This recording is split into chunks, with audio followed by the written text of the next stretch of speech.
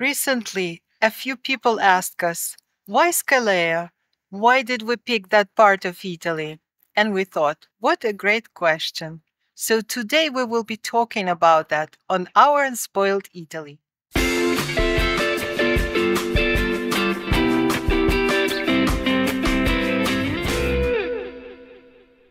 First thing we have to talk about is how do we even find Scalea? Back in 2016, we had visited Italy a couple of times, but our knowledge of Italy pretty much ended around Naples. To us, there wasn't much going on further south of Naples. So um, one day we were watching International House Hunters, one of our favorite shows, and they had an episode where Scalea was a small part of that episode. They were basically focusing on a couple of the hill towns above Scalea, but they would always show these beauty shots of the Torre Talau, the sea, and we thought, considering the prices we're seeing in this show and the fact that this town Scalea is by the sea, let's take a look at it. Right after the show, I went online and I started researching. I found a forum where lucky people who already own the property in town were discussing all the important details. And I thought, if so many foreigners managed to do it, why not us?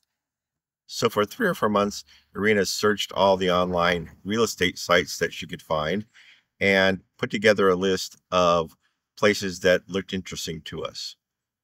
After I made my list, I went on the Google Map Street View and I walked up and down the streets looking for all those places and I defined the area where I would like to live. With all the information gathered, we decided it's time to make a trip and see this town of Scalea. We had contacted a realtor who was going to show us around, and at that point we made a very good decision. We had been recommended to stay at the hotel in the center of town, but instead we decided to rent an Airbnb in the area we were considering buying in. This turned out to be one of the best decisions we made. One thing we didn't realize that working with agencies in Italy is nothing like in America. At our first meeting with the agent, Irina gave him the list of places we were interested in looking at, and then she started telling him the areas that we were not interested in looking at. She got a pretty unexpected response from that. At that point, the agent just ripped up his list and said, wow, now I don't know what to show to you because that's exactly where I was planning to take you. And it turns out that wasn't the end of it. From the list Irina had given him, all of them were either unavailable or didn't exist.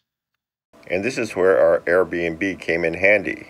The apartment was located about half hour's walk from the main square, and one night as we were walking home from dinner, I stopped about halfway and said, "This is as far as I ever want to walk to get back to my house." And we looked up and saw a large apartment complex. Next morning, our realtors took us to an apartment in that complex. We took a look at it, we fell in love with it, and we bought it.